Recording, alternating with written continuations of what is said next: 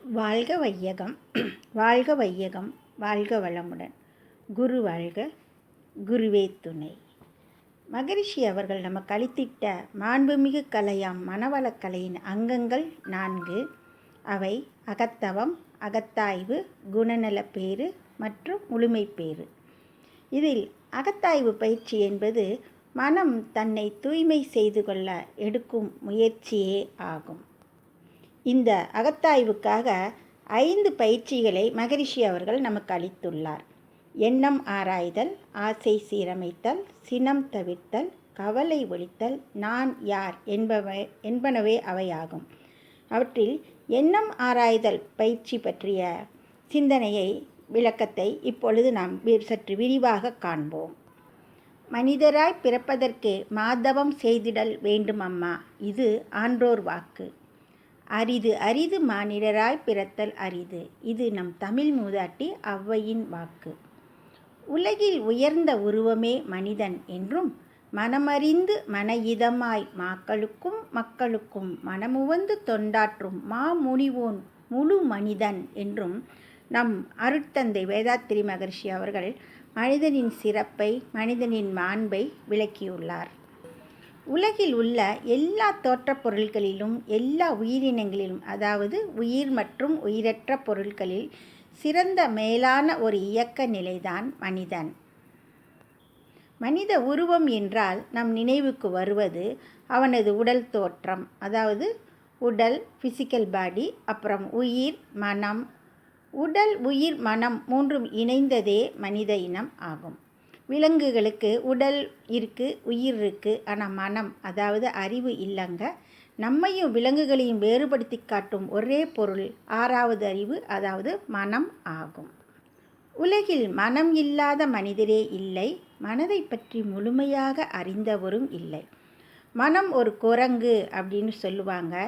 ஏன்னா அது ஒரு நிலையில் நிற்காது, பல எண்ணங்கள் கொண்டு தாவிக்கொண்டே இருக்கும். மனம் ஒரு குரங்கு, அதை தாவ விட்டால், தப்பி ஓட விட்டால் நம்மை பாவத்தில் தள்ளிவிடும். ஆனால் டாக்டர் மு வரதராசரார் என்ன சொல்கிறாருன்னா, மனம் ஒரு குதிரை அப்படின்னு சொல்கிறாரு. அது ஒரு நல்ல குதிரை, அடுத்திருக்க பிறந்தது அல்ல. ஓடும், நிற்கும், மீண்டும் ஓடும். ஓடுவது தான் அதனுடைய இயல்பு.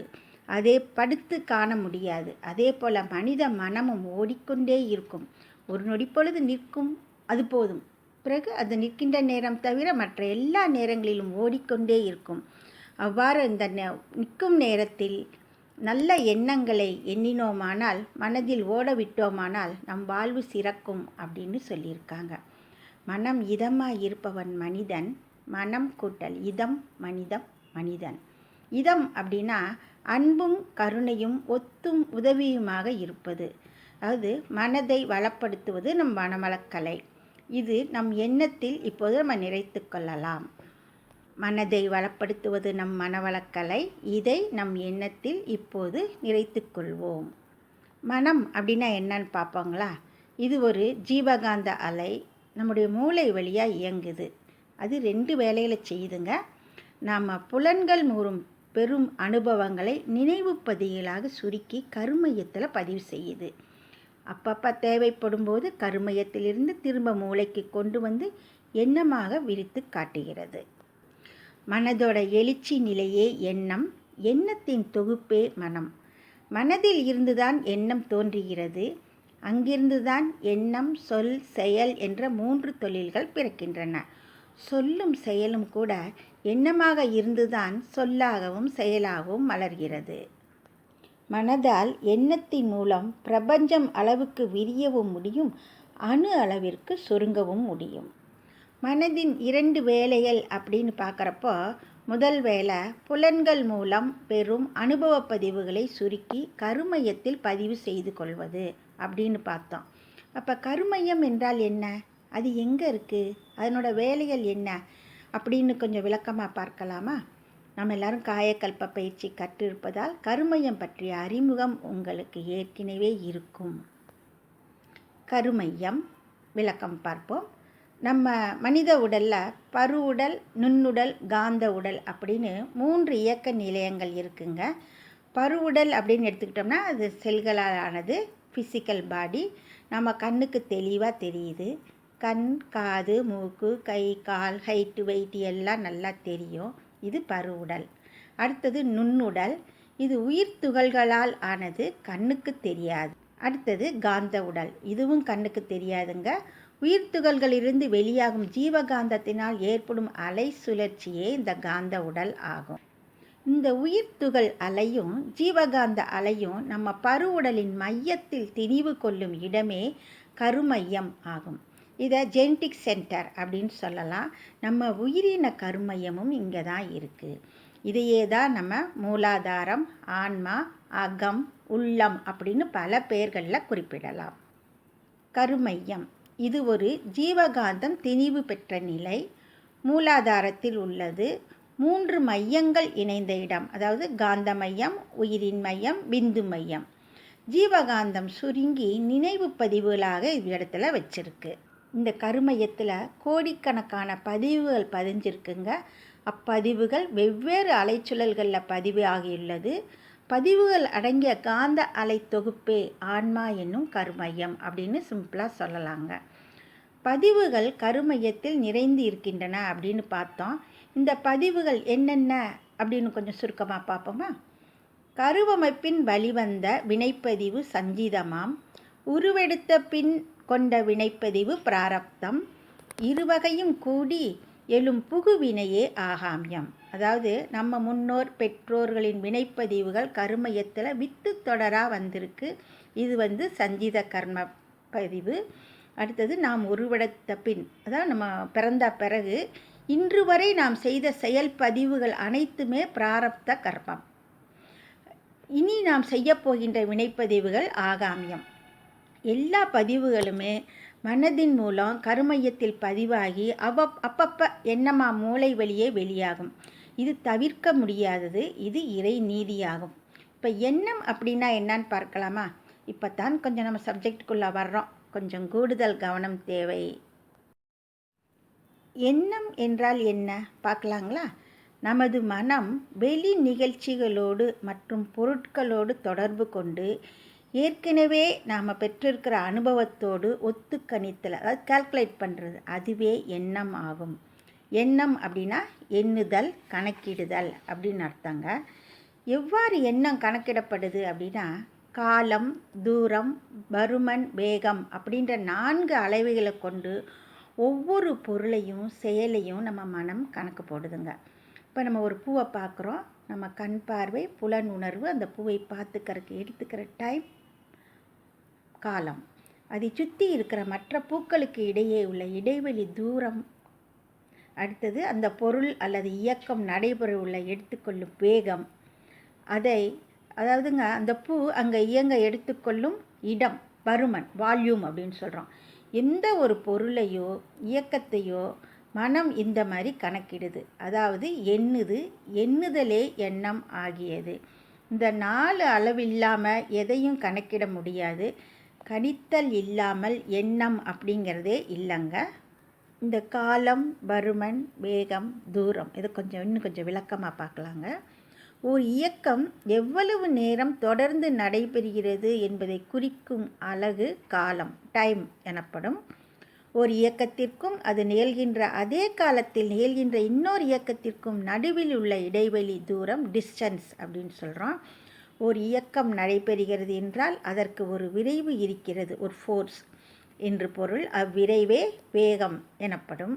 ஒரு இயக்கம் இருந்து இயங்குவதற்கு இடம் வேண்டியிருக்கிறது. அந்த இடமே அந்த இயக்கத்தின் அல்லது பொருளின் பருமன், வால்யூம் ஆகும். இந்த 4 அளவுகளின்றி எந்த ஒன்றையும் கணிக்க முடியாது. எண்ணம் எழும் இடமோ ஒரு புள்ளியாகும். இயங்கி முடியும் அளவோ அகண்டாகாரம். எண்ணம் இது ஒரு ஜீவகாந்த அலை. கருமையத்திலிருந்து வருகிறது. மூளையில் மனம் விரித்து காட்டுகிறது. மூளையில் அகக்காட்சியாக தெரிகிறது. வெவ்வேறு அலைச்சுழலில் வரும். எண்ணம் தொடர்ந்து வந்து கொண்டே இருக்கும். இப்போ எவ்வாறு எண்ணம் தோன்றி மூளையில் பதிஞ்சு திரும்ப கருமையத்தில் பதிஞ்சு நமக்கு திரும்ப காட்சியாக விரியுது அப்படிங்கிறத கொஞ்சம் சிந்திப்போம். பசு ஒன்றை பார்க்கின்றோம். பார்த்த காட்சி கண்ணில் பார்வையில் கொசு அளவில் பதிவாகும். நம்ம பார்த்த காட்சி கொசு அளவில் பதிவாகுதுங்க. பசு உருவம் மூளையிலே அழுத்த புள்ளி வடிவில் பதியும். ஒரு புள்ளி வடிவில் பதியுது.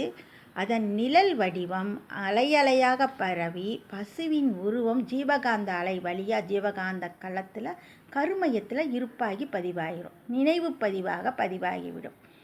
மன அலைச்சூழலுக்கு ஏற்ப தேவைப்படுற நேரத்தில் மீண்டும் கருமையத்திலிருந்து ஜீவகாந்தம் மூலமாக மேலே பரவி மூளை செல்களுக்கு வந்து அங்கிருந்து எண்ணமாக விரியும்.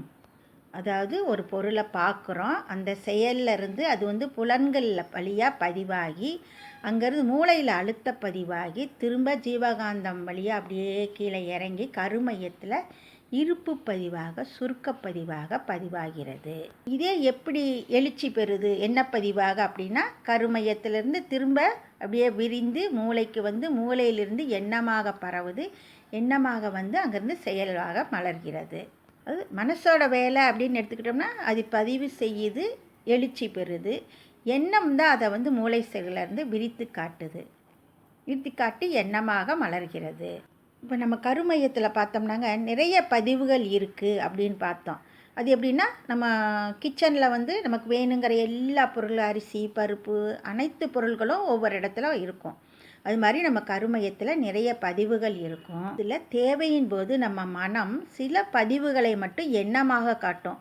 அப்படின்னா என்னென்னா இப்போ நம்ம டீ போடணும் அப்படின்னு நினச்சோம்னா உடனே நமக்கு வந்து டீ தூள் எங்கே இருக்குது, சர்க்கரை எங்கே இருக்குது, பால் எங்கே இருக்குது, அதை மட்டும் நம்ம எடுக்கிறோம். அதுதான் மனம்.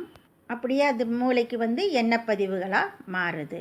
நல்ல பதிவுகள் வந்து நல்ல எண்ணங்களாகவும் தீய பதிவுகள் வந்து தீய எண்ணங்களாகவும் மலரும்.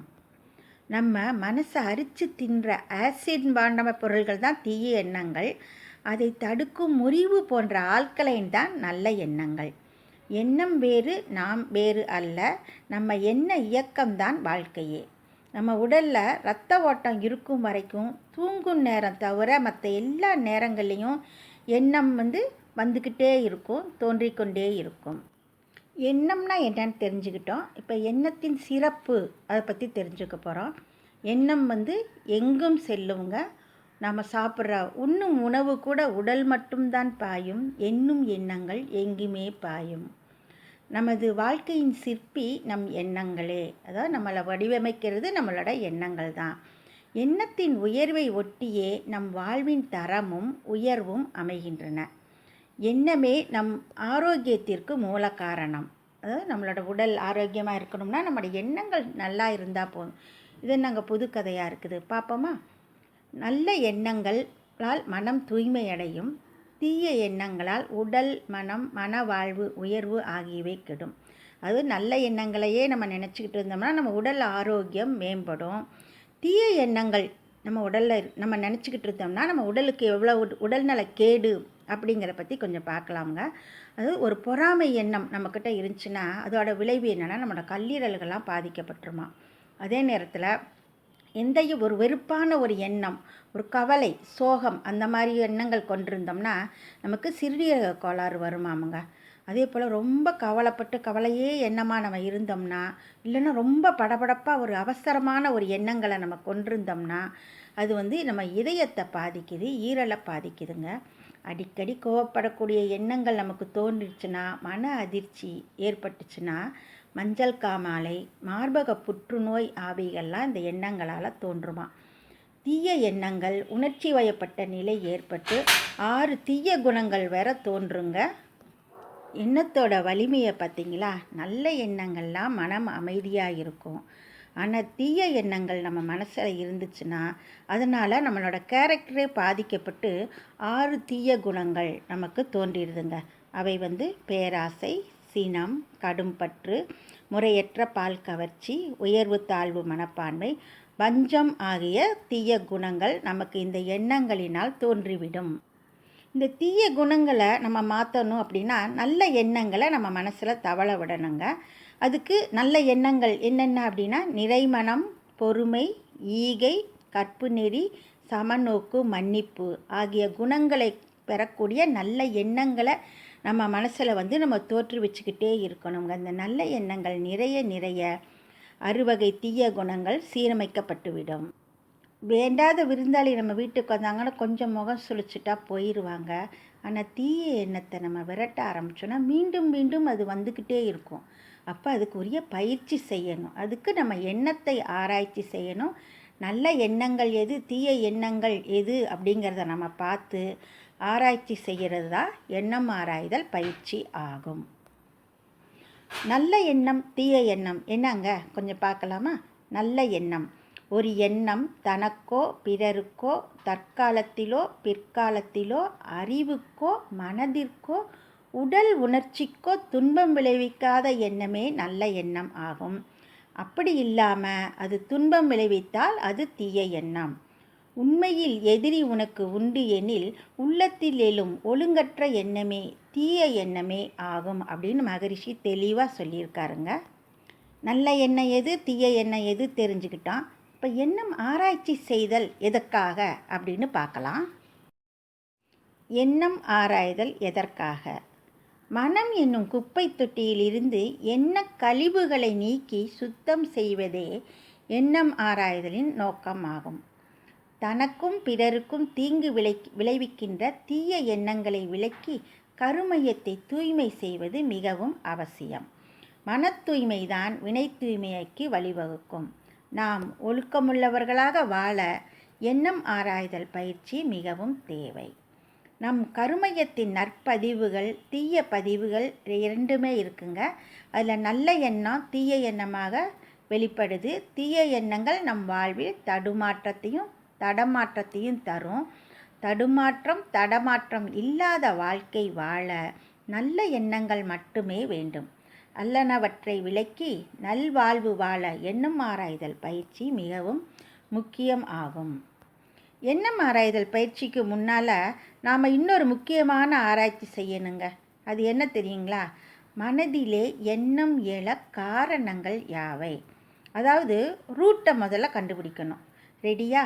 ஆராய்ச்சிக்கு போகலாமா? வாங்க. எண்ணம் எழ காரணங்கள் அப்படின்னு 6 காரணங்களை நம்ம மகரிஷி அவங்க சொல்கிறாங்க. அவை தேவை, பழக்கம், சூழ்நிலை, பிறர் மன தூண்டுதல், கருவமைப்பு, தெய்வீகம். இதை பற்றி நம்ம நல்லா புரிஞ்சுக்கிட்டா தான் எண்ணம் ஆராய்தல் பயிற்சியை நம்ம செய்ய முடியுங்க. முதல்ல வந்து தேவை, அதாவது அத்தியாவசிய தேவைகளால் ஏற்படுற எண்ணம். இது தேவையா தேவையில்லையா ஆராய்ந்து பார்க்கலாம் பாருங்கள். பசி உணர்வு, அப்பா பசிக்குது, அது வந்து ஒரு எண்ணமாக மலருது. அதாவது எனக்கு பசிக்குது அப்படிங்கிற எண்ணம் வந்துச்சுன்னா வயிறு என்ன செய்யும்? நல்லா சத்தம் போடும், ஏதாவது சாப்பிட கொடு அப்படின்னு கேட்கும். பசி வந்த உடனே பத்தும் பறந்து போகும். உணவில் மட்டும்தான் நம்மளோட எண்ணம் போகும். இந்த எண்ணம் நியாயமானதா அப்படின்னு நம்ம ஆராய்ஞ்சு பார்த்தோம்னா நிச்சயமாக இது நியாயமானது தான். உடல் நலமாக இருக்கணும், மனநலமாக இருக்கணும்னா உணவு தேவைங்க. ஓகே, இந்த எண்ணம் நியாயமானது, அத்தியாவசியமான தேவையின்பால் ஏற்பட்டது. அப்போ இதை நிச்சயம் நம்ம நிறைவு செய்தே ஆகணும். என்ன, ஒரு ஃபுல் கட்டிடலாமா? வாங்க. இது போலத்தான் நமக்கு அத்தியாவசிய தேவைகளான உடை, இடவசதி, உறக்கம் போன்றவைகளே ஆகும். ஆனால் இதில் அளவு முறை மட்டும் நம்ம கடைப்பிடிக்கணுங்க. இரண்டாவது பழக்கம், அதாவது பழக்கத்தால் வர்ற எண்ணம். மதியம் 1 மணி ஆயிடுச்சு, இப்போ டான்னு சாப்பாடு மேலே எண்ணம் போகுது. ஐயோ சாப்பிடணும் அப்படிங்கிற ஒரு எண்ணம் தோணுது. நம்ம யோசித்து பார்க்குறோம், இப்போ பசி இல்லை, ஏன்னா காலையில் தான் ஒரு ஃபுல் கட்டியிருக்கோம், நடுவில் ஒரு டீ வேறு, கொஞ்சம் வயிறு மந்தமாக இருக்குது. பசி இல்லாதப்போ கூட எதுக்காக இந்த உணவு மேலே நமக்கு ஒரு எண்ணம் வருது? ஆராய்ச்சி செய்யலாமா? சரியாக 1 மணிக்கு ஏன் நமக்கு உணவின் மேலே எண்ணம் வந்துச்சு? ஏன்னா நம்ம தினசரி ரெகுலராக சாப்பிட்ற டைம் மதியம் 1 மணி. இது பழக்கத்தால் வந்த எண்ணம். பசி இல்லைன்னா கூட என்ன ஆயிடுச்சு? அந்த எண்ணம் வந்துருச்சு. இந்த எண்ணத்தை அனுமதிக்கலாமா, நிறைவு செய்யலாமா, விளைவு என்ன ஆகும்? ஆராய்ச்சி செய்யலாம், வரீங்களா? பசித்து புசி, இது வந்து ஆன்றோர் வாக்கு. பசிக்காமல் சாப்பிட்டா என்ன ஆகும்? விளைவு உடல் நலக்கேடு. சாப்பாட்டு நேரத்தை கொஞ்சம் தள்ளி போட்டு பசிக்கிற போது சாப்பிடலாம். இது சரியான முடிவு. எண்ணம் ஆராய்ச்சி செய்ததனால் ஏற்பட்ட சரியான எண்ணம் இது ஆகும். இதே போல் தான் அடிக்கடி காஃபி குடிச்சிக்கிட்டே இருக்கிற நேரத்துக்கு காஃபி குடிக்கணுன்ற ஒரு எண்ணம் வரும். அப்போ வந்து நம்ம என்ன செய்யணும், இன்றைக்கி இத்தனை காஃபி குடிச்சிட்டோம், இனிமேல் குடித்தா உடல்நல கேடு, அதனால் காஃபிங்கிறத எண்ணத்தை குறைக்கணும். எண்ணத்தை ஆராய்ச்சி செஞ்சு அந்த காஃபி சாப்பிட்ற டைமை வந்து என்ன செய்யணும், ரெகுலரைஸ் பண்ணிக்கணும். அதே போல் நம்ம நியூஸ் பார்த்துக்கிட்டு இருக்கோங்க. எப்போ பார்த்தாலும் நியூஸ் பேப்பர் படிக்கிறோம். ஒரு நாள் நியூஸ் பேப்பர் வரலன்னா என்ன ஆகிடுது, நம்ம மனசு அப்படியே தவிச்சு போயிடுது. எண்ணம் கோபமாக மலருது, ஆத்திரமாக மலருது. அன்றைக்கி இதோ எல்லா வேலையும் அப்செட் ஆன மாதிரி ஒரு எண்ணம் நமக்கு தோன்றும். அப்படி இல்லாமல் நம்மளோட எண்ணத்தை ஆராய்ச்சி செஞ்சோம்னா, இப்போ நியூஸ் பேப்பர் இல்லைன்னா என்ன, இன்றைக்கி ஒரு நாள் வரலை, ஓகே என்ன செய்யலாம், டிவியில் நியூஸ் பேப்பர் இருக்குது, நம்ம கையில் வந்து செல்ஃபோன் இருக்குது, அதில் வந்து நம்ம நியூஸை பார்த்துக்கலாம் அப்படின்னு சொல்லிட்டு ஆராய்ச்சி செஞ்சு இந்த கோப எண்ணத்தை நாம் தவிர்க்க வேண்டும். இதெல்லாம் பழக்கத்தினால் வர்ற எண்ணம். அதை நம்ம ஆராய்ச்சி செஞ்சு நமக்கு ஏற்ற மாதிரி நலமான எண்ணங்களாக நாம் வந்து என்ன செஞ்சுக்கலாம், நம் எண்ணத்தில் தவள விட்டு கொள்ளலாம். அடுத்தது சூழ்நிலையால் காரணம். எண்ணம் சூழ்நிலையால் எழுறது. இதுவும் சாப்பாடு பற்றி தாங்க. ஒரு சிந்தனை. சாயந்தரம் 4 மணி ஆயிடுச்சு, வெளியே போய்கிட்டு இருக்கிறோம். ஒரு அல்வா பஜ்ஜி சாப்பிட்லாம் அப்படின்னு எண்ணம் வருது. அதுவும் அல்வாவை வந்து அப்படியே மனசில் ஏறினோடனே இந்த எண்ணம் வந்து நம்மளை வந்து அது நாக்கு ஊற வச்சிருது. இப்போ ஆராய்ச்சி செஞ்சு பார்க்கலாம் அவங்க. அது உண்மையில் இப்போ பசி கிடையாது, ஏன்னா லேட்டாக தான் மதியானம் சாப்பிட்ருக்கோம். நம்ம டிஃபன் சாப்பிட்ற நேரம் கூட இல்லை, இன்னும் கொஞ்சம் டைம் இருக்குது. 5 மணிக்கு மேலே தான் நம்ம எப்போ டிஃபன் சாப்பிடுவோம். அப்புறம் ஏன் இந்த எண்ணம் வந்துச்சு, ஆராய்ச்சி செய்யலாங்களா? அதாவது என்னென்னா, இப்போ நம்ம போய்கிட்டு இருக்கிற இடம் நம்ம பல முறை சாப்பிட்ட உணவகம் இருக்கிற பகுதி. அங்கேருந்து வர்ற வாசனை, ஏற்கனவே நாம் சாப்பிட்ட சுவை உணர்வு, இதெல்லாம் சேர்ந்து இந்த எண்ணத்தை கொடுத்துருக்கு. அதாவது சூழ்நிலையினால் வந்த எண்ணம். மனசு கொஞ்சம் விழிப்படைஞ்சுக்கோ. பசி இல்லாமல் சாப்பிட்டா வயிற்றுக்கு கேடு, கூடவே நம்ம மணிப்பர்ஸுக்கும் கேடு. இந்த எண்ணத்தை விலக்கிவிட்டு நடையை கட்டுவோம். இதே போல் தாங்க பல உதாரணங்கள் சூழ்நிலைக்கு இருக்குது. பீச்சுக்கு போனால் எல்லாரும் சுண்டல் சாப்பிட்டுட்டு தான் நம்மளும் சுண்டல் சாப்பிட்ணும் அப்படிங்கிற ஒரு கட்டாயத்துக்கு நம்ம ஆளாகிறோம். பொருட்காட்சிக்கு போனோம்னா அங்கே இருக்கிற மெகா சைஸ் அப்பளம் எல்லோரும் வாங்கிட்டு இருப்பாங்க. சேட் அதோட கவர்ச்சி நம்மளை வந்து சூழ்நிலையினால் நம்மளை வந்து சாப்பிட தூண்டும். தேட்டருக்கு போனோம்னா பாப்கார்ன், எல்லார் கையிலையும் அந்த பாப்கார்ன் பேக்கெட் இருந்துக்கிட்டே இருக்குங்க. ஆனால் அதோட விலையை பார்த்தா அநியாயமாக இருக்கும். அப்போ நம்ம என்ன செய்யணும், யோசித்து பார்க்கணும். எல்லோரும் பாப்கார்ன் சாப்பிட்டா நம்மளும் சாப்பிடணுமா? தேவையில்லை. இதோட விலை வந்து அதிகம். அதுலேயும் ஒரு சில இதில் இருந்தெல்லாம் அங்கே போய் தான் வாங்கணும், நம்ம வீட்டிலேருந்து எதுவும் கொண்டு போகக்கூடாது அப்படின்லாம் கண்டிஷன் போட்டுருவாங்க. அப்படிப்பட்ட சூழ்நிலைகளெல்லாம் நம்ம வந்து சிந்தித்து பார்த்து நல்ல எண்ணங்களை நம்ம வளர்த்துக்கிட்டு நிறைய செலவினங்களை தவிர்க்கலாம். அதே போல் நம்ம நண்பர்கள் புகைப்பிடிக்கிறாங்க, மது அருந்துறாங்கன்னா அவங்களாம் ரொம்ப ஈஸியாக நமக்கு ஒரு தர்மாபதேசம் பண்ணுவாங்க. ஃபஸ்ட்டு இது வந்து எப்பயுமே ஃப்ரீயாக தான் கிடைக்கும் இந்த பொருட்களெல்லாம்.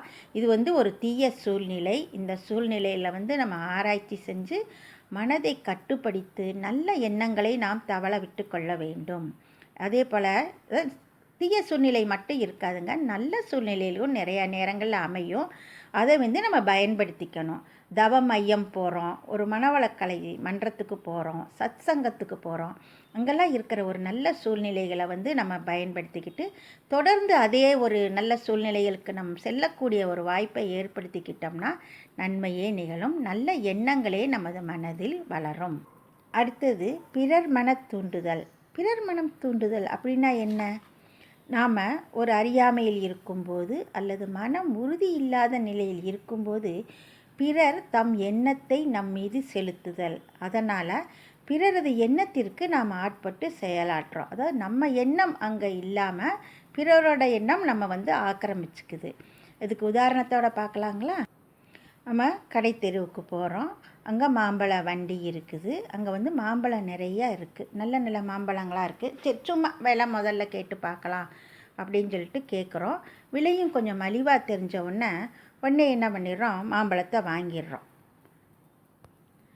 திரும்பி நம்ம வர்றப்ப தான் நம்ம என்ன யோசித்து பார்த்தோம்னா, நம்ம வீட்டில் ஏற்கனவே மாம்பழம் இருக்குது, வீட்லேயும் நம்ம ஆளே கம்மி, இப்போ எதுக்காக தேவையில்லாமல் இந்த மாம்பழத்தை வாங்கணும்? இப்படி வாங்கணுங்கிற ஒரு எண்ணமே நமக்கு இல்லையே அப்படின்னு யோசித்து பார்த்தோம்னா, அது பழக்காரரோட எண்ணம். அந்த பழக்காரர் வந்து இவங்களாவது வாங்குவாங்களா அப்படின்னு சொல்லி நம்மளை பார்த்துக்கிட்டே இருக்காரு. அவரோட எண்ணம் வந்து நம்ம மேலே பாஞ்சிருச்சு. அந்த எண்ணத்தின் ஆட்பட்டு நம்மளை கொஞ்சம் வீக்காக உணர்ந்துட்டதுனால டக்குன்னு என்ன பண்ணிட்டோம், மாம்பழத்தோட கவர்ச்சினால் நம்ம மாம்பழத்தை வாங்கிட்டோம். அதே போல் தாங்க ஒரு ஜவுளி கடைக்கு போனோம்னா அங்கே இருக்கிற டிசைன் பார்த்த உடனே நமக்கு வாங்கணும்னு தோணுது. அது எப்படின்னா, அந்த நெய்கிறவங்க வந்து இதை பார்க்குறவங்கெல்லாம் அதை வாங்கணும் அப்படிங்கிற ஒரு எண்ணத்தோடையே நெஞ்சிருப்பாங்க. அதே போல் அந்த விற்பவர் வந்து இதை இவங்கள்ட்ட எப்படியாவது நம்ம கொடுத்துடணும், இவங்க நமக்காக வாங்கிடணும் அப்படிங்கிற எண்ணம் நமக்கு தேவையில்லைன்னா கூட சில சமயங்களில் இந்த எண்ணங்களுக்கு நம்ம ஆட்பட்டுறோங்க. பொதுவாக பிறர் மன தூண்டுதலால் உண்டாகும் எண்ணம் பெரும்பாலும் துன்பத்திற்கே வழிவகுக்கும். இந்த இடத்துல நமக்கு ரொம்ப விழிப்பு நிலை தேவைங்க. இந்த பிறர் மன தூண்டுதல், சூழ்நிலை, இது ரெண்டுக்கும் ஒரு சின்ன உதாரணமாக மகரிஷி அவங்க சொல்லியிருக்கிற ஒரு நிகழ்ச்சியை நம்ம கவனிக்கலாங்க. மன்றத்துக்கு வந்துக்கிட்டு இருக்கிற ஒரு பெண்மணி எப்பயுமே வந்து தேவையில்லாமல் அதிகமாக பேச மாட்டாங்க, யாரையும் குறை சொல்ல மாட்டாங்க. அப்படி இருக்கிறவங்க ஒரு நாள் வந்து தன்னோட கணவரை பற்றி மிகவும் குறைபடுறாங்க. உடனே மகரிஷி வந்து ஏன் இப்படி இவங்களுக்குள்ள ஒரு எண்ணம் வந்திருக்குது அப்படின்னு சொல்லிட்டு ஆராயணும் அப்படின்னு நினைக்கிறாரு. அந்த பெண்மணியை கூப்பிட்டு, இதுவரைக்கும் நீங்கள் இப்படி உங்கள் கணவரை பற்றிய குறைகள் சொன்னதே இல்லையே, இப்போ ஏன் திடீர்னு புதுசாக சொல்ல ஆரம்பிச்சிருக்கீங்க? இப்போ உங்களோட சூழ்நிலை என்ன? யாரேன்னு உங்கள் மனசை தூண்டியிருக்காங்களா? அதை பற்றி கொஞ்சம் ஆராய்ச்சி செஞ்சு பாருங்கள். எண்ணம் ஆராய்ச்சி செஞ்சீங்கன்னா இந்த இடத்துல உங்களுக்கு ஒரு நல்ல விளைவுகள் கிடைக்கும் அப்படின்னு சொல்கிறாங்க. மறுநாள் வந்து அந்த அம்மா பெண்மணி வந்து மகரிஷிகிட்ட சொல்கிறாங்க, உண்மைதான் ஐயா, நான் என்னோடய எண்ணத்தை வந்து ஆராய்ச்சி செஞ்சு பார்த்தேன். இப்படி என் கணவர் மேல் குறை கூறக்கூடிய ஒரு எண்ணம் வந்து எனக்கு சூழ்நிலையும் பிறர் மன தூண்டுதலாக தான் வந்திருக்கு அப்படிங்கிறத கண்டுபிடிச்சிட்டேன். எங்கே அதை பற்றி விளக்கமாக சொல்லுங்கம்மா அப்படிங்கிறப்ப, ஐயா நான் எப்பயுமே ஆஃபீஸில் வந்து தனியாக தான் சாப்பிட்டுக்கிட்டு இருப்பேன். இப்போ கொஞ்ச நாள் என்னோடய தோழிகள் கூட நான் உட்காந்து சாப்பிட்டுட்டு இருக்கிறப்போ, அந்த தோழிகள் எல்லாருமே எப்போ பார்த்தாலும் அவங்களோட கணவர்மார்களை பற்றி குறை சொல்லிக்கிட்டே இருக்கிறாங்க.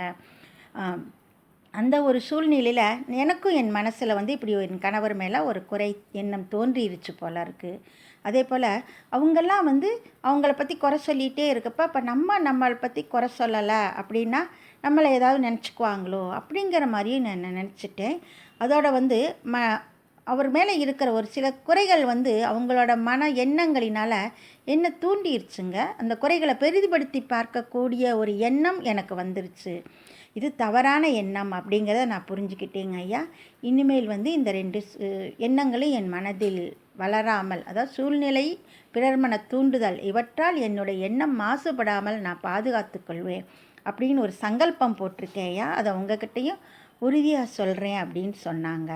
இது வந்து நமக்கு இந்த சூழ்நிலையாலும் பிறர் மன தூண்டுதலாலும் நமது எண்ணங்கள், மனதில் தீய எண்ணங்கள் வரும் அப்படிங்கிறத வந்து நம்ம தெரிஞ்சு ஆராய்ச்சி பண்ணி அதை தவிர்க்கணும் அப்படிங்கிறத சங்கல்பமாக நம்ம ஏற்றுக்கணுங்க. அடுத்தது கருவமைப்பு. அதாவது நம்ம ஒரு ஸ்கூல் கட்டுறோம், குளம் வெட்டுறோம், மரக்கன்றுகளை நட்டு மனவளம் பெருக்கலாம், மலைவளம் பெருக்கலாம், அப்போ ஒரு தவமையம் ஆரம்பிக்கலாம் அப்படிங்கிற மாதிரியெல்லாம் ஒரு சில எண்ணங்கள் திடீர்னு நமக்கு தோணுங்க. இந்த எண்ணம் எப்படின்னா, முன்னோர்கள் தம் வாழ்நாளில் நிறைவேற்ற முடியாத எண்ணம் விந்துநாதம் வழியாக தொடர்ந்து வந்து குழந்தைகள் மூலமாக செயல்பெறுதல், அதாவது ஹெரிடிட்ரி இம்ப்ரின்ஸ், கருவொளிப்பதிவு வழியாக இந்த எத்தகைய எண்ணங்கள் தோன்றுங்க. இதை சஞ்சித கர்மம் கர்ம வினைப்பதிவு அப்படின்னு சொல்லுவாங்க. அதனால் ஏற்பட்ட எண்ணங்கள் தான் கருவமைப்பு எண்ணங்கள் அப்படின்னு சொல்கிறோம். நல்ல எண்ணங்கள் இருந்துச்சுன்னா நல்ல செயல் விளையும். அதை வந்து நல்லபடியாக நம்ம வந்து எண்ணத்தை வளர்த்து அதை செயல்படுத்தலாம். அது கருவமைப்பு பதிவு வழியாக வர்ற எண்ணங்கள் வந்து எல்லா நேரமும் நல்ல எண்ணங்கள் மட்டும்தான் வரும்னு சொல்ல முடியாது. ஏன்னா தீய எண்ணங்களும் வரலாம். தீய எண்ணங்கள் வந்துச்சுன்னா தீயவைகள் நிகழ வாய்ப்பு வந்துடும். அதனால் விழிப்பு நிலை தேவை. இதுக்கும் மகரிஷி அவர்கள் வாழ்க்கையிலேருந்து ஒரு உதாரணம் நம்ம பார்க்கலாங்க. ஒரு அமெரிக்க அன்பர் மகரிஷிட்ட வந்து சொல்கிறாரு, ஐயா, நான் வந்து உண்மையிலே பேசிக்காக வந்து நான் ஒரு நல்ல கேரக்டர் உள்ளவன், வாழ்க்கை வந்து நல்ல இனிமையாக போய்கிட்டுருக்கு, ஒரு நல்ல செயல்பாடு, வேலை எல்லாமே இருக்குது, செல்வம் எல்லாமே இருக்குது. ஆனால் இப்போ கொஞ்ச நாளாக எனக்கு திடீர்னு ஒரு குதிரை பந்தயத்து மேலே ஒரு ஆசை ஏற்பட்டிருக்குங்க ஐயா. இந்த குதிரை பந்தய ஆசையினால் எனக்கு வந்து செலவுகள் கூடுது, அதில் போய் போய் நான் என் நேரத்தை செலவழிக்கிறேன், பணத்தை செலவழிக்கிறேன், அதில் தோற்று போனால் எனக்கு ஒரு வெறி வருது. அத்தகைய எண்ணம் இதுவரைக்கும் எனக்கு அந்த ஒரு ஆசை இருந்ததே இல்லை. இப்போ திடீர்னு அப்படி ஒரு குதிரைப்பந்த ஆசை வந்து என்னோடய உடல் நலம், மனவளம் எல்லாம் கெட்டு போகுது, பொருளாதார வளமும் கெட்டு போகுதுன்னா இதுக்கு என்னங்கய்யா காரணம் அப்படின்னு சொல்லி கேட்குறேன். மகரிஷி வந்து இது வந்து இப்போ உங்களோட ஆசை பேசிக்காக இது வரைக்கும் குழந்தைகள் இருந்தப்போ கூட இப்படி ஒரு எண்ணம் இருந்ததில்லை அப்படின்னு நீங்கள் சொல்கிறதுனால இன்னும் கொஞ்சம் நீங்கள் உள்ளே போய் ஆராய்ந்து பாருங்கள். உங்கள் எண்ணத்தை ஆராய்ச்சி செஞ்சிங்கன்னா உங்களோட அப்பா, தாத்தா அந்த மாதிரி யாராவது இந்த குதிரை பந்தய பழக்கம் அவங்களுக்கு இருந்துச்சா அப்படின்னு கொஞ்சம் யோசிச்சு பாருங்கள் அப்படின்னு சொல்கிறாங்க. அப்போ வந்து அவர் என்னது அமெரிக்க அன்பர் என்ற சொல்கிறாரு, உண்மைதாங்கய்யா, என்னோடய தந்தைக்கு வந்து இப்படி ஒரு குதிரை பந்த ஆசையை இருந்துச்சு. அதனால் அவர் வந்து தன்னோட செல்வங்கள் எல்லாத்தையுமே இழந்தார். கடைசி வரைக்கும் அவரோட அந்த பழக்கம் வந்து மாறவே இல்லை. ஓ, அந்த எண்ணம் தான் எனக்கு எப்படியாவது குதிரை பந்தயத்தில் ஜெயிச்சிடணும் அப்படிங்கிற ஒரு எண்ணத்தை கொண்டு வந்துருச்சோ அப்படின்னு சொல்லி கேட்குறாரு. மகரிஷி சொல்கிறாங்க, உண்மைதான், இது வந்து கருவமைப்பு பதிவு. அவரோட எண்ணம் தான் வந்து இப்போ அவங்கக்கிட்ட வந்திருக்கு. ஆனால் இந்த எண்ணத்தை வந்து நீங்கள் என்ன செஞ்சணும், மிகவும் ஆராய்ச்சி செஞ்சு இதே கருவமைப்பு பதிவு மூலமாக நம்மளோட குழந்தைகளுக்கும் இந்த எண்ணம் தொடர்ந்துடக்கூடாது அப்படிங்கிற ஒரு நிலைமையை வந்து நீங்கள் மனசில் வச்சுட்டு இந்த எண்ணத்தை வந்து தடுக்கணும் அப்படின்னு சொன்னாங்க. அவரும் அதே போல் தன்னோட எண்ணத்தை ஆராய்ச்சி செய்து சங்கல்பம் போட்டு ஒரு நல்ல எண்ணங்களை மனதில் தவள விட்டு இந்த குதிரை பந்தய ஆசையை வந்து முற்றிலும் ஒழித்து விட்டார் என்பதே உண்மை. கருவழிப்பதிவுகள் நல்லதோ கெட்டதோ அந்தந்த காலத்தில் இயற்கை நேதிப்படி நிச்சயம் வந்தே தீரும். இதை வந்து நம்ம தடுக்க முடியாது. ஆனால் என்ன செய்யலாம், இந்த எண்ணங்களை ஆராய்ந்து நல்லவைகளை மட்டும் நாம் வளர்த்து கொண்டு தீய எண்ணங்களை தவிர்க்க வேண்டும். அடுத்து தெய்வீக எண்ணம், அதாவது சமுதாய எண்ணம் அப்படின்னு கூட சொல்லலாம். இது இயற்கையாம் தெய்வ வழி வரும் எண்ணம். தெய்வீகத்தால் தோன்றும் எண்ணங்கள் யாவும் உயர்ந்தவையாகவே இருக்கும். அதனை மதிக்க வேண்டும், செயல்படுத்த முயற்சி செய்ய வேண்டும். இப்போ சமுதாயத்தில் வந்து பலரது மனத்தில் தோன்றிய எண்ணம் வந்து வலுப்பெற்று இறையருளின் உதவியால் இந்த செயல் நிறைவேற்றக்கூடிய தகுதியும் ஆற்றலும் வசதியும் உடைய நபர் ஒருத்தரோட மனதில் தோன்றி செயலுக்கு வருங்க. அதுதான் தெய்வீக சமுதாய எண்ணம். அதாவது ஏற்கனவே பார்த்த மாதிரி தான் பள்ளிக்கூடம் கட்டுதல், இலவச மருத்துவமனை, சமுதாய மன்றங்கள், அறக்கட்டளைகள் போன்றவை அமைத்தல் வந்து தெய்வீக எண்ணத்தினால் நமக்கு தோன்றக்கூடியதுங்க. இந்தியா சுதந்திரம் பெற வேண்டும் என்ற எண்ணம் பலர் மனதில் மலர்ந்து உரிய கருவியாக மகாத்மாவை மலரச் செய்து அதன் மூலம் செயல்பட்டது நமக்கு சுதந்திரம் கிடைத்தது. அதே போல் உலக மக்களிடையே குழப்பம், போர், பகை, வறுமை போகணும், அப்படி உலக சமாதானம் வரணும் அப்படிங்கிற தோன்றி இருக்கிற எண்ணம் தான் நம்ம மகரிஷியோட எண்ணத்தில் மலர்ந்து உலக சமாதான திட்டமாக தோன்றியுள்ளது. வெற்றியும் தோல்வியும் எண்ணத்தில்தான் உள்ளது. ஒருவருடைய மனதில் எண்ணம் தோன்றினால் அது மேற்கொண்ட காரணங்களாகி 6 காரணங்களுக்குள் தான் அடங்கும் அப்படிங்கிறத இப்போ வந்து நம்ம தெளிவாக ஒரு ஆராய்ச்சி வந்து கண்டுபிடிச்சிட்டாங்க. அதாவது எண்ணங்கள் தோன்ற காரணங்கள் மேற்கண்டவை தான். அவை என்னென்ன திரும்ப ஒருக்க பார்க்கலாமா? தேவை, பழக்கம், சூழ்நிலை, பிறர் மன தூண்டுதல், கருவமைப்பு, தெய்வீகம் ஆகிய 6 காரணங்களே ஆகும். எண்ணம் நம்ம மனசில் தோன்றின உடனே அதோட காரணத்தை ஆராய்ந்து நம்ம வகைப்படுத்திக்கணும். அந்த எண்ணம் நமது எண்ணமா, பிறரோட எண்ணமா, பெற்றோரோட எண்ணமா, அல்லது உலக சமுதாய தேவையை நடந்து பல நல்லவர்களின் மனதிலிருந்து தோன்றிய எண்ணமா அப்படிங்கிறத ஆராய்ஞ்சிக்கிறோங்க.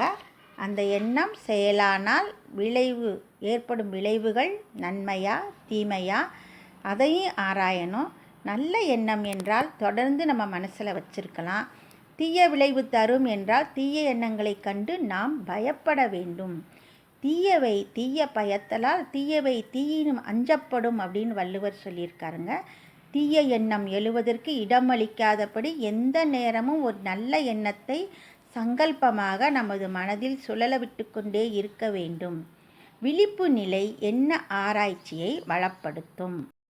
இப்போ கொஞ்சம் இந்த 6 காரணங்களையும், அதாவது எண்ணம், ஏற்பட காரணங்கள் கொஞ்சம் சுருக்கமாக விளக்கமாக பார்த்துடலாம். புகைப்பிடித்தல், போதை பழக்கங்கள் போன்ற சூழ்நிலை காரணமாக விளையும் தீய எண்ணங்கள், பிறர் மன தூண்டல் காரணமாக ஏற்படும் தீய எண்ணங்கள் ஆகியவற்றை நாம் விலக்கியே ஆக வேண்டும். இவை நம்மை பாவச் செயலில் இழுத்துவிட்டு துன்பத்திற்கு ஆளாக்கிவிடும். கருவமைப்பு எண்ணம் உடனுக்குடன் அதோட வேறு ரூட் காஸ் ஆராய்ஞ்சு விழிப்பு நிலையில் செயல்படலாம். இதனால் விழிப்பு நிலையை நல்ல பழக்கமாகவும் ஆகிவிடும். அதாவது நல்ல எண்ணங்களை வைத்து கொள்ள வேண்டும், தீய எண்ணங்களை விலக்கிவிட வேண்டும். அடுத்தது தெய்வீக எண்ணம். இதை நம்ம நிச்சயம் மதித்து தாங்க நடக்கணும். நாம் இப்போ இந்த மனவளக்கலையாம் அருள்துறையில் பிரவேசித்து இருப்பதே தெய்வீக எண்ணம் தான் காரணமாக இருக்கலாம். விட்டக்குறை தொட்டக்குறை அப்படிம்பாங்களே, அந்த கருமைய எண்ணமாக கூட இருக்கலாம். நமக்கு முன்னோர்கள் இந்த மாதிரி ஒரு ஆன்மீகத்தில் ஈடுபட்டு நம்மளோட அறிவை வளர்த்துக்கணும், நம்ம எண்ணங்களை வளர்த்துக்கணும் அப்படிங்கிற எண்ணமாக கூட இருக்கலாம். அதுவுமே நம்ம எண்ணங்கள் நமக்கு தோன்றுவதற்கு காரணமாகி இப்போ நம்ம இந்த மனவளக்கலைக்குள்ளே பிரவேசித்து எண்ணம் ஆராய்தல் பயிற்சி வரைக்கும் வந்துட்டோங்க. எனவே நம்மில் தோன்றும் எண்ணங்களுக்கு காரணம் கண்டுபிடித்து விட்டால் நல்ல எண்ணங்களை ஊக்குவித்து நாம் நலம் பெறலாம், வளம் எண்ணம் எழும்போதே இது ஏன் என்று எண்ணத்தால் ஆராய்ந்தால் சுலபமாக எண்ணத்தின் காரணமும் விளைவும் காணும். எழும் எண்ணம் யாவும் நற்பயனாய் மாறும் அப்படின்னு மகரிஷி கவியில் சொல்லியிருக்காருங்க. அதாவது நம்ம எண்ணம் எழுறப்பயே இது ஏன் இந்த எண்ணத்தை அப்படின்னு ஆராய்ஞ்சிட்டோம்னா சுலபமாக அந்த எண்ணத்தோட காரணம் இது எதனால் வந்துச்சு அப்படிங்கிற அந்த 6 காரணங்களில் கண்டுபிடிச்சிடலாம். அந்த எண்ணத்தால் ஏற்படக்கூடிய விளைவுகளையும் நம்ம கண்டுபிடிச்சிட்டோம்னா நம்மளோட எழும் எண்ணங்களை நற்பயன் தரும் வகையில் நல்ல எண்ணங்களாகவே நம்ம வைத்து கொள்ளலாம். எண்ணம் ஆராய்ச்சி என்பது மிகவும் முக்கியமான ஒன்றாகும். அந்த எண்ணம் ஆராய்ச்சி பயிற்சி முறையை எப்படி செய்வது அப்படிங்கிறத இப்போ பார்க்கலாமுங்க. எண்ணம் ஆராய்தல் பயிற்சி முறை, அதாவது ஒரு 1/4 மணி நேரம் நல்ல துரிய தவத்தில் நம்ம தவம் இருக்கணுங்க.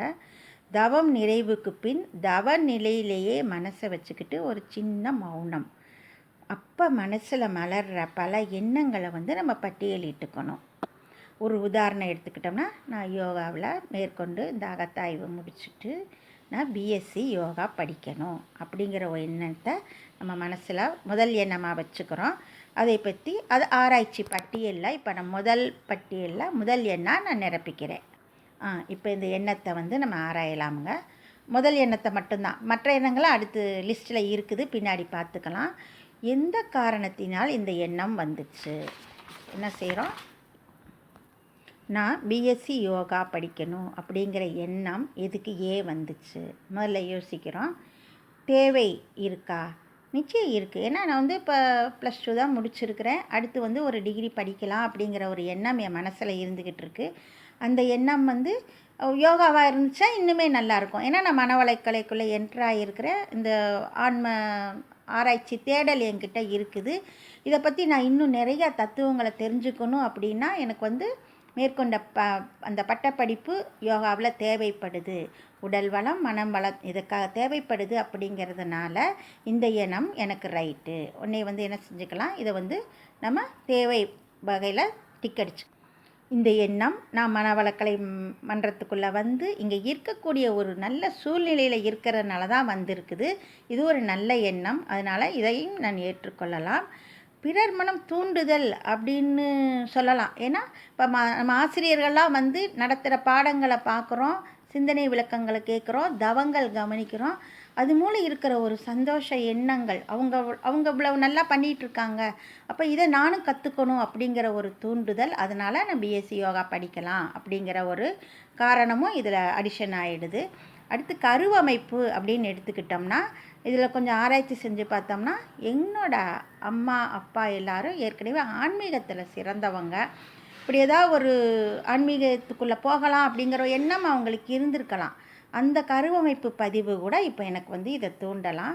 அடுத்து தெய்வீகம் அப்படின்னு எடுத்துக்கிட்டோம்னா நிச்சயமாக இது ஒரு தெய்வீகத்தோட எண்ணம் தாங்க. இப்போ மனவளக்கலைக்குள்ளே நான் பிரவேசிச்சிருக்கிறதே ஒரு இறைநிலையோட எண்ணமாகவும் எடுத்துக்கலாம்.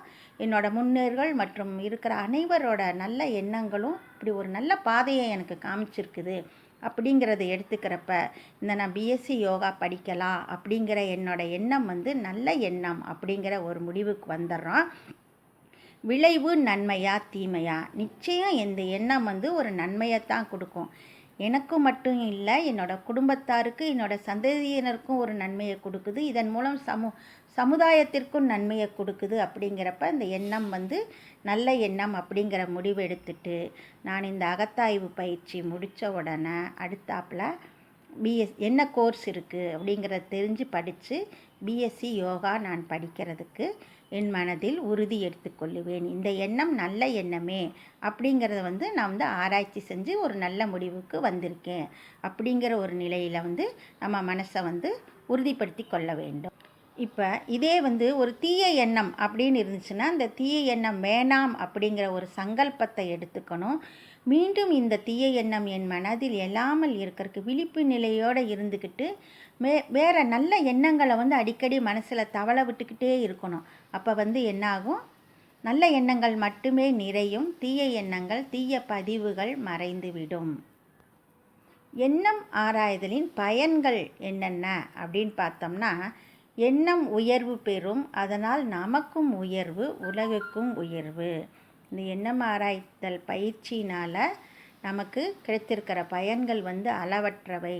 இதனால் வந்து நம்மளோட சினங்களை தவிர்த்து கொள்ள முடியும், ஏற்பட்ட பேராசைகளை தவிர்த்து கொள்ள முடியும், கவலை மனதில் எழாமல் பார்த்து கொள்ள முடியும்.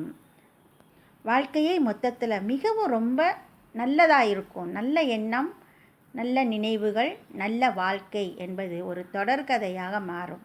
அது பாரதி என்ன சொல்கிறாருன்னா, எண்ணிய முடிதல் வேண்டும், நல்லவே எண்ணல் வேண்டும், திண்ணிய நெஞ்சம் வேண்டும், தெளிந்த நல்லறிவும் வேண்டும் அப்படிங்கிறாரு. அதாவது எண்ணத்தில் வந்து ஆராய்ச்சியிலையும் தூய்மையிலையும் வச்சிருப்பவன் தான் அறிஞன், மகான், ஞானி அப்படிங்கிறாரு நம்மளோட அருட்தந்தை. எண்ண ஆராய்ச்சிக்கு பயிற்சியும் கொடுத்து நம் எண்ணத்தை ஆராய்ச்சியிலும் தூய்மையிலும் வைத்திருந்தால் நீ ஒரு ஞானி அப்படிங்கிற ஒரு பட்டமும் கொடுக்குறாருங்க நம்ம மகரிஷி. ஆம், வருங்கால பிரம்ம ஞானிகளே இவ்வாராய்ச்சி படிப்பில் தேர்ச்சி பெற்று வாழ்வில் முழுமை பெற இறையருளும் குருவருளும் நமக்கு துணை புரியட்டும். பிறர் மனைவி மேல் ஆசைப்படக்கூடாது என்ற நல்ல எண்ணம் ஒரு நிமிடம் ராவணன் மனதில் தோன்றியிருந்தால், அவன் அந்த நல்ல எண்ணத்தை ஆராய்ச்சி செய்திருந்தால் நிச்சயம் நமக்கு ராமாயணம் கிடைத்திருக்காது. நல்ல எண்ணங்கள் நமக்கு நல்லனவே நடக்கும். நல்ல எண்ணங்களால் அந்த எண்ணத்தை ஆராய்ச்சி செய்வதால் நாமும் நலம் பெறுவோம், உலகையும் நலம் பெறச் செய்வோம். நல்ல எண்ணங்களால் நற்செயல்களும் நல் விளைவுகளும் உண்டாகின்றன. தீய எண்ணங்களால் தீய செயல்களும் தீய விளைவுகளும் உண்டாகின்றன. தேவை, பழக்கம், சூழ்நிலை, பிறர் மனத் தூண்டுதல், கருவமைப்பு, தெய்வீகம் என்ற 6 காரணங்களால் எண்ணங்கள் எழுகின்றன. இந்த எண்ணங்களை ஆராய்ந்து நல்ல எண்ணங்களை நம் மனதில் நிலவச் செய்வது நமது கடமையாகும். எண்ணம் ஆராய்தல் பயிற்சி நமக்கு நல்ல ஒரு நலத்தை, வாழ்வின் நோக்கத்தை நமக்கு நிறைவேற்ற வழிவகுக்கும் என்பது நிச்சயம். எண்ணமே ஒரு நாடக மன்றம் போல், எண்ணமே அதில் எண்ணற்ற நடிகர்கள், எண்ணமே அதை பார்ப்போர் ரசிப்போராம். எண்ணமே அதன் நிர்வாகி, அதை நடத்துபவன், அதற்கு உடையவன் எண்ணமே ஆகும்.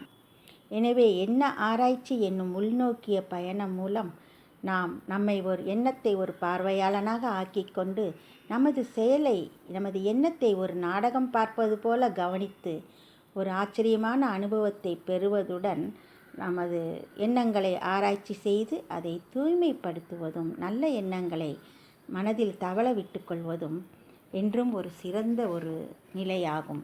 எண்ணத்தை எண்ணத்தால் எண்ணி எண்ணி எண்ணத்தின் இருப்பிடமும் இயல்பும் கண்டு எண்ணத்தை எண்ணத்தில் நிலைக்கச் செய்தால் எண்ணமே பழக்கத்தால் தெளிந்து போகும். எண்ணம் ஆராய்தல் மிகவும் முக்கியமான அகத்தாய்வின் கடமையாகும். நமது அனைவரின் கடமையாகவும் நமது எண்ணம் சிறப்புற நாம் செய்ய வேண்டிய செயலாகவும் எண்ணம் ஆராய்தல் என்ற பயிற்சி நமக்கு மிகவும் உதவும் என்பது நிச்சயம். அவரவர் வாழ்க்கையின் சிற்பி அவரவர் எண்ணங்களே. ஆகையால் எண்ணத்தை ஆராய்ச்சி செய்வோம், எண்ணத்தால் மேம்படுவோம். வாழ்க வளமுடன்.